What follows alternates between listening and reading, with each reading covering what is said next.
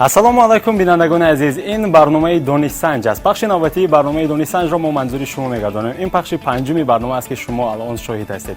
чун ҳамешагӣ дар барномаи мо 4 нафар донишҷӯёни донишгоҳи давлатии хуҷанд ба номи академик бобоҷон ғафуров иштирок мекунанд аз 4 кафедраи ин муассисаи олӣ ва байни ҳамдигар рақобати фикрӣ мекунанд ва як нафар аз ин донишҷӯён ба нимфинал рохат мегиранд. бинандагони азиз, ман фикр мекунам ва ман умед дорам ки шумо аз барномаи донишсанҷ огоҳ ҳастед. хуб, ба ҳар сурат ман барои шумо иштирокчиёни барномаро ошно месозам ва ҳамчунин рафт ва шакли барномаро кӯтоҳан мушаххас барои шумо мегӯям.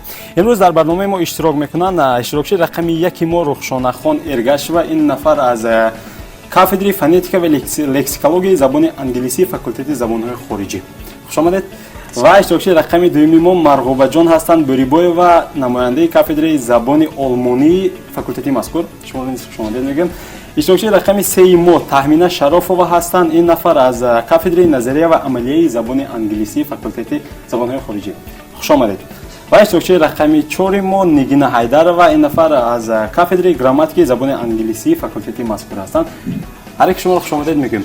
ва кӯтоҳ ҳам бошад, ҳам ман барои шумо рафт ва шакли барномаро дар оғози барнома ошно месозам. баъдан мо оғоз мекунем суолгузориро, рақобати фикриро. хуб, агар ба ҳамагон фаҳмо бошад, оғоз мекунем. барномаи мо аз 3 бахш иборат ҳаст. ном дорад донишсанҷ. мо дар барнома дониши шуморо месанҷем.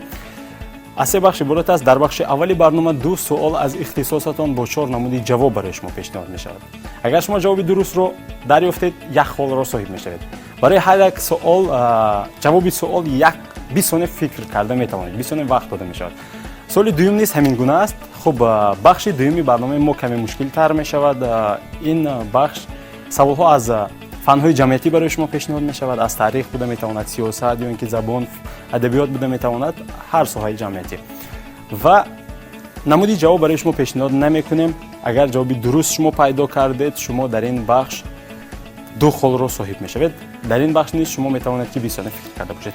бахши сеюми барномаи мо бахши асосии барнома аст ва фикр мекунам ки ҷолибтар аст. бахши сеюми мо дар бахши сеюм расмҳоро гӯям ки саволҳоро барои шумо ман не монитор пешниҳод мекунад.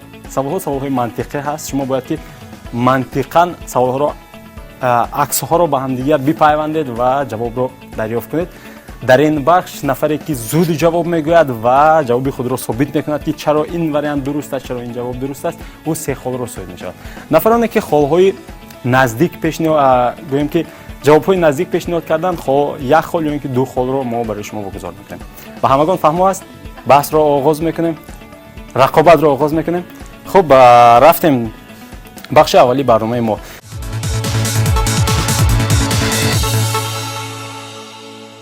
ва барои бинандагони азиз зикр мекунам ки ман шумо низ метавонед дар баробари иштирокчиёни азизи мо, шумо низ ба саволҳои мо ҷавобҳои худро ҷуста бошед.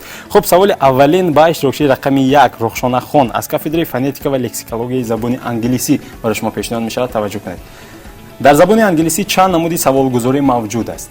дар забони англисӣ чанд намуди саволгузорӣ мавҷуд аст? варианти А 2 намуд, варианти Б 4 намуд, варианти В 6 намуд, варианти Г 8 намуд. 20 соне фикр карда метавонед.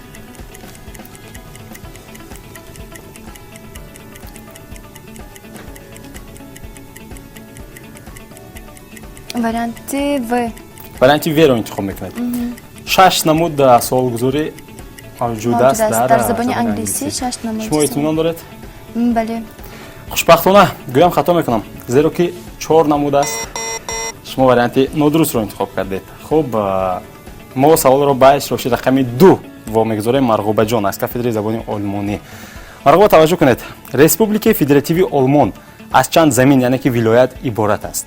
варианти А 14, варианти Б 16, варианти В 10, варианти Г 20. республикаи федеративи олмон аз чанд замин ё ин ки вилоят иборат аст? 14, 16, 10, 20. ба фикри ман варианти Б 16. 16. итминон доред? ё ин ки тахмин мекунед? тахмин мекунед. ва мутаассифона гӯям хато мекунам, зеро ки хушбахтона шумо варианти дурустро интихоб кардед. бале, аз 16 замин ё худ вилоят иборат аст ва иштирокчии рақами 2 мо марғубаҷон соҳиби 1 хол гаштед. ташаккур. ва саволро ба иштирокчии рақами 3 вогузор мекунам. таваҷҷӯҳ кунед. این نفر تهمینه هستند، نماینده کافدری نظریه و عملیه زبان انگلیسی فاکولته زبان‌های خارجی. خب سوال: از روی سمانتیک خود توصیفات به چند نوع جدا می شود؟ از روی سمانتیک خود توصیفات به چند نوع جدا می شود؟ یک نوع، دو نوع، سه نوع، چهار نوع. شما حقوق 20 ثانیه فکر کردن را دارید و برای شما تا اون که تخمین فکر میکنید. تیار؟ مرحمت. دو نوع. وریانت میشه. ب دو نوع. شما اطمینان دارید یا تخمین میکنید در مثل مرغوب خون؟ به فکرم همین جواب درست. کدام ها؟ جوابی ب. وریانت ب. وریانت ب دو نوع. کدام نوع خوش؟ نوع شما میدونید؟ به فکرم خب شما هم نمیدونید، من هم نمیدونم، اما این جوابی درست است. بله، شما صاحب یک خال گشتید. تخمین دو نوع است. و سوال به اشتراکی رقم 4 نگینه از کافدری گراماتیک زبان انگلیسی. نگینه توجه کنید. در زبان انگلیسی چند نمودی طرز فعل موجود است؟ در زبان انگلیسی چند نمودی طرز فعل موجود است؟ 2 نمود، 3 نمود، 4 نمود، 5 نمود.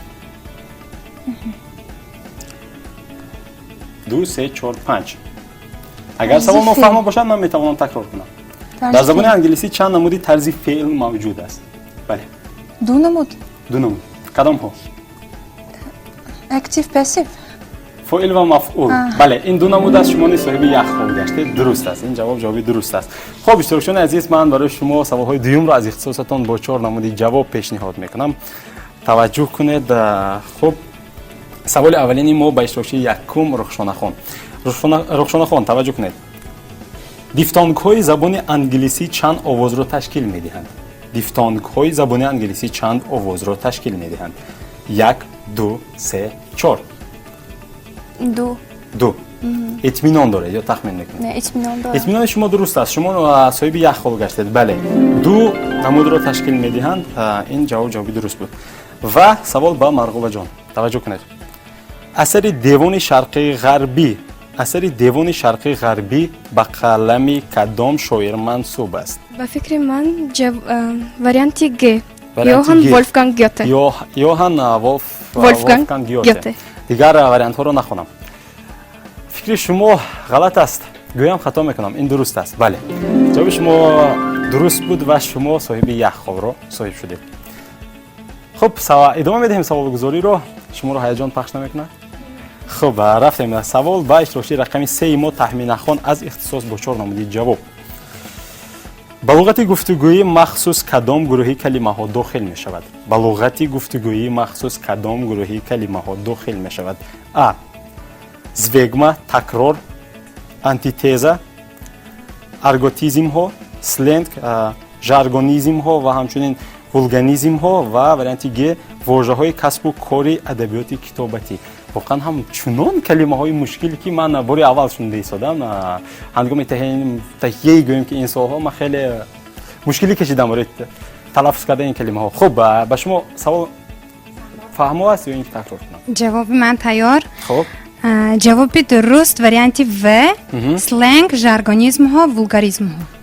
خب انا همین چیز هست ژارگونیسم ها و وولگاریسم؟ سلنگ این گروهی کلمه هایی که مثلا یک گروهی آدمان در بین خود مثلا یگان کلمه رو در بین خود همین خیلی به مانند لقب واگذار میمانند که بغیر از همون گروهی آدمان دیگر کس به این صرفم نمیرد. آنها در بین خود این چیز رو میفهمند ولی بیرون از آنها هیچ کس درک نمیکنه. قبول. خب به هر صورت شما وریانت وی رو انتخاب میکنید و دیگر نمیکنید. نه. و این وریانت شما درست است زیرا که شما متخصص این سوال هستید و این سوال ها گویم که از کمپلکسی متدی و تعلیمی شما گرفته شده است. جوابی درست است. خب سوال به نگینه خان. گروهی پرفکت. از نفس کشیتون معلوم است که شما را هیجان پخش میکند. خب من فکر میکنم که آنقدر جدی نیست سوال، برای همین غم نخورید. گروهی پرفکت چند زمان دارد؟ 2 3 4 5. گروهی پرفکت چند زمان دارد؟ زمان دارد گویم. زمان دارد 2 3 4 5. بله، پرفکت ها. خب پرفکت چی است؟ پاست پرفکت بودن؟ پاست پرفکت، پرزنت پرفکت، فیوچر پرفکت. خب کدام وریانت رو انتخاب میکنید؟ 20 ثانیه رفت. وریانت ب رو انتخاب میکنید، یعنی که 3 نمود. کدام ها؟ با زبان انگلیسی جواب دادید. Future perfect, present perfect and past perfect. بله درست است. خب زمان آینده مطلق، زمان گذشته مطلق و زمان حاضره مطلق این جواب درست است. سه زمان گویم که شما صاحب یک خال گشتید. تشکر، تبریک. و بخش ما با همین به انتها میرسد. بینندگان عزیز به سمع شما میرسانم که ما بخش دومی برنامه را آغاز میکنیم. بخش دومی برنامه هم برای اشتراکچی ها و هم برای بینندگان که این لحظه ها و همراه ما در برابر اشتراکچیان ما جواب ها را جست ایستادند مشکل تر می شود، زیرا که سوال به نمودی جواب پیشنهاد می شود و شما نیز حق 20 ثانیه فکر کردن را دارید و دریافت کنید که سوال من فکر میکنم که شما شاید که از ما زودتر جواب رو پیدا کنید و در انتها شما خلاصه خواهید برآورد که جواب شما درست بود یا اینکه نه. و همچنین برای شما اشتراکچیان عزیز شما آماده هستید که ما بخش 2 رو آغاز کنیم؟ قبول.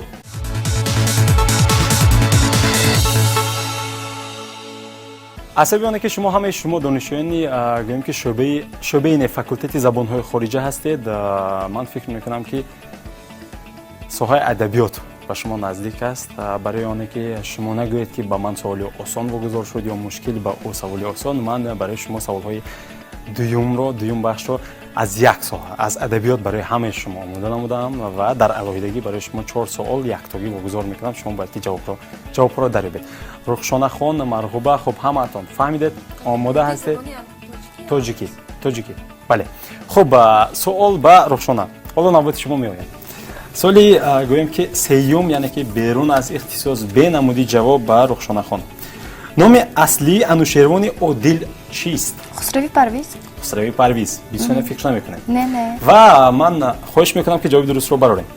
بله شما صاحب 2 خال گشته. رخشانه نام اصلی انوشیروان عادل این خسروی پرویز است. درست است. خب سوال با مرغوبه جان. توجه کنید مرغوبه. اثر اشترنامه به قلم کدام شاعر تعلق دارد؟ اثر اشترنامه به قلم کدام شاعر تعلق دارد؟ 20 ثانیه میتواند فکر کنید و بعداً وریانت خود را یا اینکه جواب خود را پیشنهاد کنید. بله اشترنامه.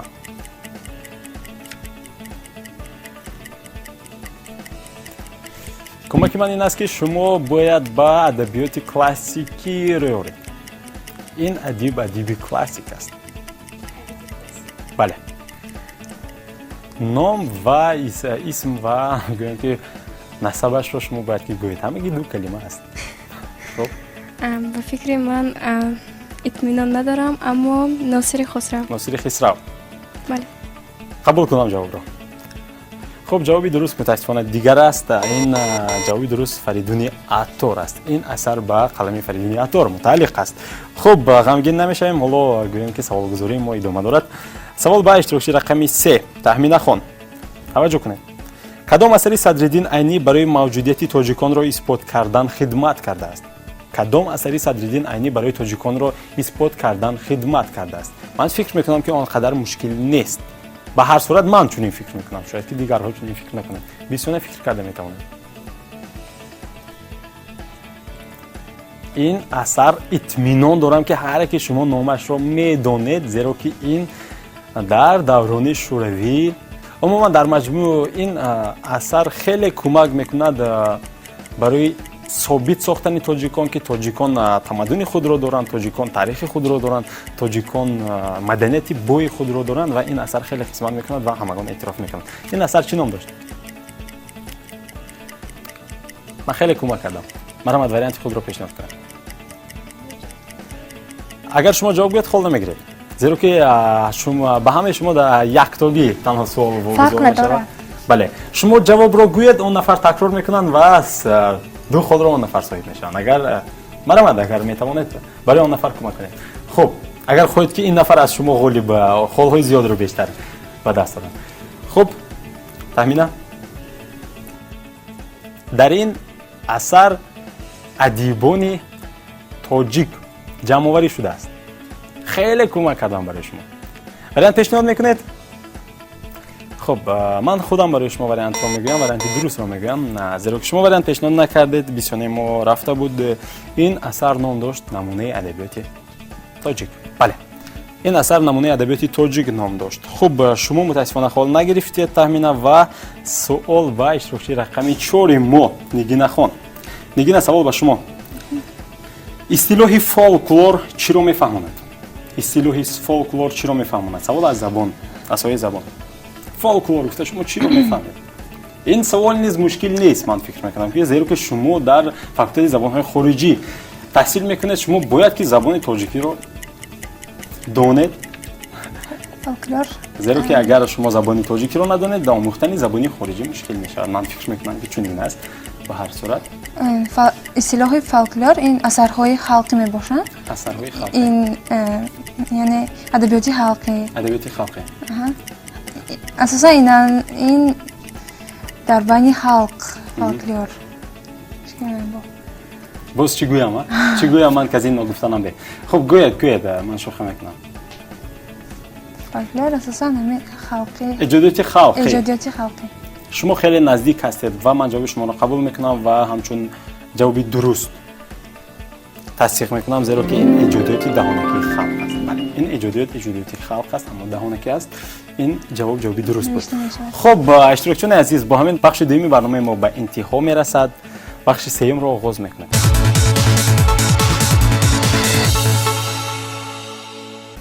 хуб, бинандагони азиз, иштирокчиёни арҷманд, ман барои шумо бахши сеюмро муаррифӣ мекунам. бахши сеюми мо чун дар оғоз гуфтем ва чун пешакӣ ҳам маслиҳат карда будем чанд маротиба, бахши сеюми мо саволҳоро барои шумо монитор пешниҳод мекунад. Саволҳои мантиқӣ ҳастанд. се суол чунин пешниҳод мешавад ки шумо бояд умумияти расмҳоро ёбед, умумияташро ҷамъ кунед ва баъдан ҷавоби дурустро пешниҳод кунед. се суоли дигар, расм ҷамъи расм баробар чӣ ҳосил мешавад, шумо онро бояд ёбед. ва 4 суол тариқи расм пешниҳод мешавад барои шумо аз зарбулмасалу мақолҳо. аслан ки зарбулмасалу мақолҳо маънози маҷозӣ дорад. бале, ҳамин гуна аст. масалан, ба духтарам мегӯям келинам шунав, мисли он. аммо мо инҷо маънои маҷозиашро не, маънои реалияшро ба воситаи расмҳо нишон медиҳем. шумо бояд ки он кадом зарбулмасал ё кадом мақола шумо бояд ки дарёбед. ки зуд вариант ё ин ки ҷавоби худро пешниҳод мекунад ва собит мекунад ки чаро ин вариант дуруст аст, се холро соҳиб мешавад. нафароне ки наздик пешниҳод мекунанд, ду ё ин ки як холро мегиранд. хуб, дар рафти барнома боз маслиҳат мекунем. шумо омода ҳастед? як вариантро ду кас интихоб кардан мумкин бошад? барои чӣ не? метавонад ки 4 нафар як вариантро интихоб кунанд, аммо нафаре ки якум гуфт ва собит кард ки чаро ин ҷавобаш дуруст аст, ана ҳамун холи зиёдтар мегирад, холи асосиро он нафар мегирад. ва ин гуна аст. масалан, як вариантро ду нафари шумо интихоб кардед. аввал масалан марғуба интихоб кардан, баъдан шумо интихоб кардед. ҳарчанд ки марғуба аввал интихоб кардан, аммо фаҳмонида натонистанд ки чаро ин вариант дуруст аст, чаро ин ҷавоби дуруст аст ва шумо ҳамонро шаҳр додед, шумо хол мегиред, холи бештарро шумо мегиред. аммо вақте ки шумо марғуба аввал пешниҳод кардан ва аввал фаҳмонданд ки чаро ин чунин аст, се холро табиист ки марғуба мегиранд. шумо омода ҳастед? бале. хуб, рафтем. марамад, саволи аввалини мо барои шумо умумияти расмҳоро ёбед. дар аксҳо чӣ ифода ёфтааст? захм, ваҳшоният. боз чӣ ҷавобҳо ҳаст? вариант ё худ вариантро ба забони бояд барои шумо, барои бинандагон гӯям ки вариантро бо забони тоҷикӣ гузина тарҷима кардан. шумо метавонед гузинаҳои худро ё вариантҳои худро пешниҳод кунед. хуб, захм гуфтем, ваҳшоният. инҷо ваҳшоният аст. хуб, ваҳшоният. боз чӣ буда метавонад? боз чӣ буда метавонад? дандон. чаро? изи дандон дар ҳамаи расмҳо изи дандон, дар расми саг дандон дорад ва ҳамчунин дар даст кит низ дандон дорад ва инҷо низ изи дандон зид ёфтааст. бале, марғуба се холро соҳиб шудан. инҷо воқеан ҳам дар акс дандон инъикос ёфтааст ва марғуба се холро соҳиб мешаванд. акси навбатиро мебинем. умумияти расмҳоро ёбед. ин расмҳо чиро ифода карда метавонад? марамад. интизорӣ бошад. интизорӣ. бале, интизорӣ хӯро хӯрдан. хуб, шояд ки бале. шояд ки вақтро поидан. вақтро луқма. хуб, биё таҳлил мекунем. дар акси аввал шумо чиро мебинед? шер. паланг. бале, хуб, шояд ки ба чашми ба шумо монитор маълум аст. хуб, қабул. яъне ки инҷо паланг аст. дар акси дуюм медонед ин чӣ аст? сурикат. бале, ин ҳайвон дар африкаи ҷанубӣ зиндагӣ мекунад. дар акси сеюм ё вай ҳайвонои ваҳшӣ. вай кадоси дар акси сеюм чӣ аст? гург аст. ва дар якҷоги инҳо чӣ? муҳити атрофро ва ё ҳайвоноти ваҳшӣ. ҳайвоноти ваҳшӣ ваҳшӣ не, миёнангиш ваҳшӣ не ку. اینو خب چرا حیواناتی وحشی؟ پلنگ حیوانی وحشی، گرگ نیست، حیوانی و درنده یعنی. و سوریکت نیز همین گونه است. از نظر گذرانی از نظر گذرانی حیوانات محیطیت. وحشی بچی؟ انتظاری انتظاری و حیوان باشه. حیوانی وحشی. از نظر خب گذرانی برای شما گویم که سه خال رو کی گرفت؟ سه خال رو اشتراکی رقمی 3 مو تخمین هستید؟ تخمین بله. خون گرفتن. بله اینجا وحشی هست، درنده هست. اینجا درندگان هست. درنده هست. سوریکت درنده است. بله این درنده است. درنده خردترین اما این درنده است. گرگ درنده، سوریکت نیز درنده و همچنین پلنگ نیز درنده است. اینجا درنده ها بود.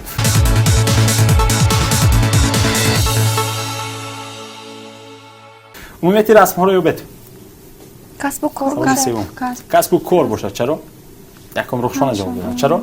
برای آنکه در رسم اول روزنامه‌نگار روزنامه‌نگاری در رسم دوم باشد به فکرم استواردس و در رسم سوم بوغالتر کاتیبه است. کاتیبه. بله اینجا کسب است و رخشانه صاحب 3 خال گشتن. این جواب وریانت درست بود و من خیلی خرسند هستم که شما زود پیدا کرده شدید جواب رو و جواب های درست رو انتخاب کرده شدید. خب بخش سوم ما و سوال هایی که چی حاصل می شود گفتیم عکس جمع عکس. مرحمت وریانت خود رو پیشنهاد کنید. کی زود مییابد و کی جواب درست رو میگوید مییابد. مرحمت. نیمی ماه نیمی ماه. ماه. در عکس اول شما ماه رو دیدید شدید. در عکس اول ماه. شاید در رسم شاید مقامات صحش باشد برای آنکه در هر دو رسم من همچنین فکر دارم. سر. آها. شما من همچنین فکر دارم در رسم اول رسم مرد و زن و در رسم دوم باشد دوره است. شاید مرد به زن پیشنهاد کرده باشد. بله. خب شاید که صحش باشه. شما چی میگید؟ فکری من همچنین است، لیکن من آن چیزی که دوره در رسم دوم است به فکرم در رسم یکم زن و مرد، در رسم دوم دوره به فکر من ممکن که انگشترین باشد به سهش نگاه میکنن. نگین. نگین رو در نظر دارید. بله. شاید که اویله ممکن اویله ممکن که خب بیاید برای انتهایی شما چش صحش اویله دار شوی. اویله دار شوی رو انتخاب کنم، نگین رو انتخاب کنم یا نه، صحش رو؟ نگین در رسم دوم به فکر من، نگین لیکن در هر دو یک بلکه جایه شما نگین در عکس دیدین. اینجا دوره است. دورش. بله اینجا شکل هست. خب اولا انتهایی شما ما هم اگه شما رو اینطور هستیم. تصور کنید که حضور 1 میلیون نفر بیننده های ما شما رو اینطور هستن. خب اویله دار شوی. اویله دار شوی. شما اویله اویله. اشتراکی رقم 1 و 2 ما خیلی خیلی خیلی خیلی خیلی نزدیک هستن. دیگر میکنید وریانت هایتون رو؟ نمیکنید؟ نکاح باشد یا که نیکو. خب به هر صورت من قبول میکنم اصلا جوابی درست رو اشتراکی رقمی 3 مو تخمین پیشنهاد کردن اما رفتن. اینجا نگینی عقد نیکو هست. اینجا نگینی عقد نیکو هست. چرا؟ اینجا دوره هست و یک نفر جوانی زیبا و یک نفر بانوی زیبا تکلیفی خانه دار شوی کرده شده است و هنگامی که تکلیف میکنن چی پیشنهاد میکنن؟ نگین پیشنهاد میکنن. بله اینجا انگشترین نگین هست. به هر دوی شما 3 خالی نه اما 2 خالی رو بگذار میکنیم زیرا که شما صحش گفتید. خب از آن لحاظ که صحش و نگینی عقد نیکو ارتباط دارد با هم دیگر از این لحاظ شما 2 خالی رو صاحب شدید اما متاسفانه شما خال نگرفتید به خاطر آنکه شما در انتها جواب دیگر را انتخاب کردید. شما باید میسادید اما نگین. خب به هر صورت اگر مرد میبودید من میگفتم مرد گپش یک تا باید که میسادید. خب به هر صورت اینجا نگین عقد نیکو هست. اشتراکی رقم 1 و 2 ما 2 خالی را صاحب شدن. چی حاصل میشود؟ از دوره قلاب برایت قلاب رو شکنید و فکر کنید. وقتی که شما در دوره قلاب فکر میکنید جواب نمیابید. سوال منطقی است، خیلی منطقی است و جواب نیست، خیلی ساده است. این سوال وقتی که من این سوال رو فکر کرده آماده نمودم و خودم نیز ذوق کرده خندیدم که خیلی غلطی است این به جواب. فکر من اکر چشمش نبینا خیرس نیست به فکر و روح رو به فکرم شما خیره چشمش چون که وابسته باز چی؟ نبینا نیست. گزینه خود رو پیشنهاد کنید. عینک میمونه چشمش. چی؟ بله. شاید خرس در فصل گرما باشد و خب به هر صورت سوال جواب شما غلط است. جواب درست پیشنهاد نشد. من برای شما کمک میکنم. کمک من این است که کی اگر همون چیز رو دریافت کند یا همون چیز رو دیده باشد اگر زود مییابد و نفری که زود یافت سه خبر رسایی میشود. تماشای مولتفیلم رو، فیلمی تصویری رو کی دوست می‌دارد؟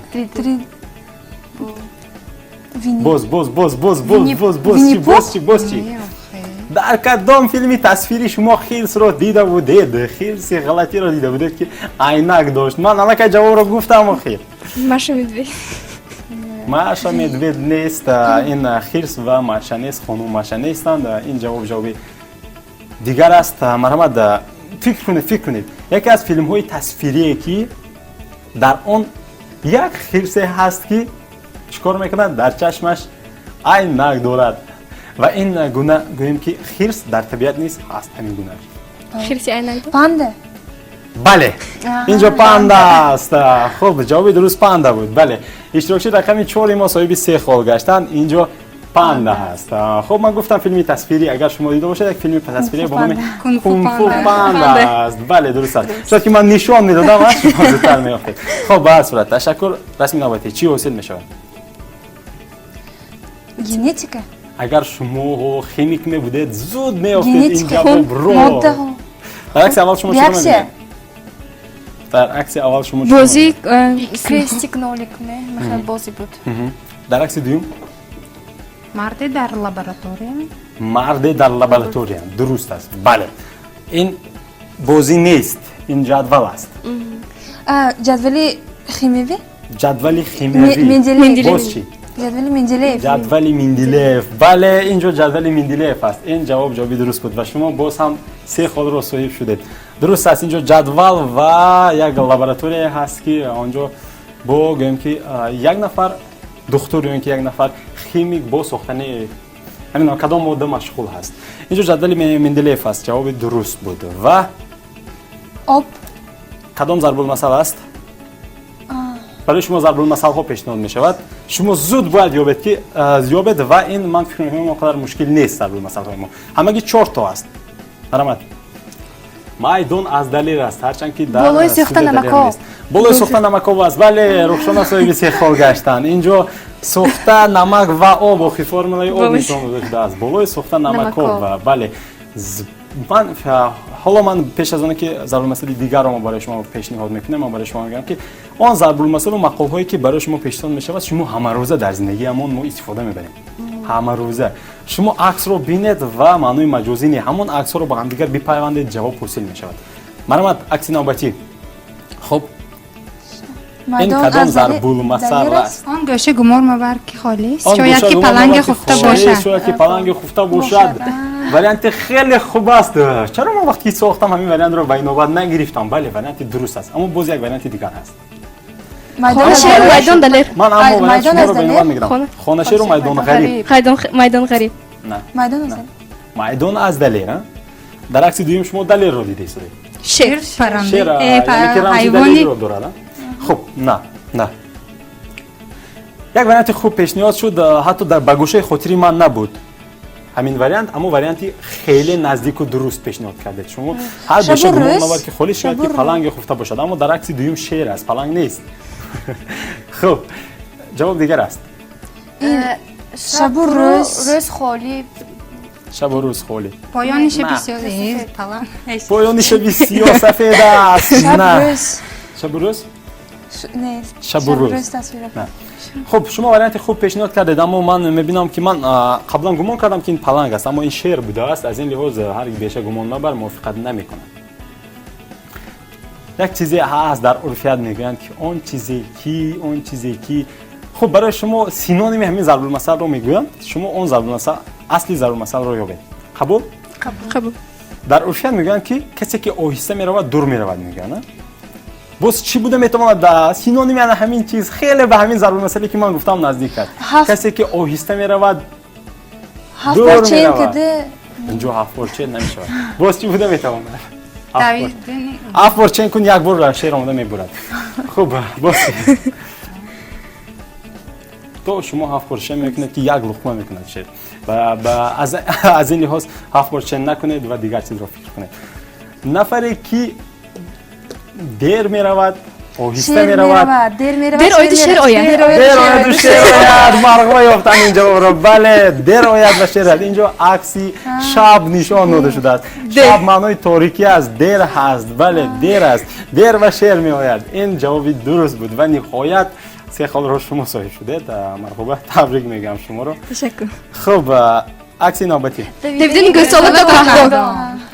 خب من نمیدونم برای کدام شما من جواب رو پیشنهاد کنم، زیرا که 3 نفر شما برابر قریب که جواب افتید، اما شما پیشتر تلفظ کردید، اما هم زود یافت.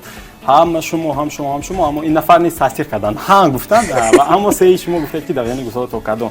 خب به هر صورت من برای اونی که این نفر زود تلفظ کردن 3 خال واگذار میکنم، برای هر دوی شما 2 خالی رو واگذار میکنم، زیرا که شما یافتید. من الکی درک کردم که شما جواب رو یافتید، اما گفتن نتونستید پیش، زیرا که امکانیت ندادن برای شما رخشان خان. اینجا دویدن گوساله تا کدام است. بله این جواب درست بود. 3 خال اشتراکچی رقم 1 و 2 خالی اشتراکچی رقم 1. در زدم دیوار کفید. کی پیشنهاد کرد؟ خودتون بگید. من الکی نشنیدم. خب من شنیدم اون است که مرغوبه و همچنین اشتراکچی رقم 4 ما پیشنهاد کردن. بله هر دوتان رو من قبول میکنم. اینجا در رو زدم دیوار کفید. این انا همین ضرب مسئله است، درست است. خب به هر صورت اشتراکچی رقم 2 و اشتراکچی رقم 4 ما 3 خالی رو صاحب شدم. اشتراکچیان عزیز، دختران ارجمند، بانوهای عزیز، من برای شما تشکر میکنم که در برنامه ما اومدید و گویم که آزادانه سوال و جواب کردیم و خیلی من فکر میکنم که برای بینندگان عزیزیمون نیز خیلی شوق‌آور بود دیدن این برنامه و من واقعا هم از چی خرسند هستم از اونه که نسبت به برنامه‌های گذشته امروز اشتراکچیان ما فعال بودن و سوال‌های منطقی رو زود پیدا کردن و جواب‌های درست رو گفتن. اگر شما شاهد بودید برنامه یکم ما رو دیده بودید یا دوم ما رو، ما بابت یک سوال منطقی 4-5 دقیقه محاکمه کرده بودیم، اما امروز دختران ما خیلی فعال بودن. خب این باز هم شهادتگری اون است که بله دخترها نسبتا مهنت را دوست می‌دارن. من با این سرها رو محکوم کردنی نیستم، اما خب حقیقت این است.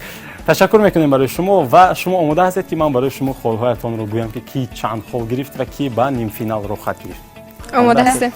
خب قبل از اینکه ما خالهای شما رو حساب میکنیم و برای شما پیشنهاد میکنیم، من یک چیز رو میگم که دخترها مهم چی است میدونید؟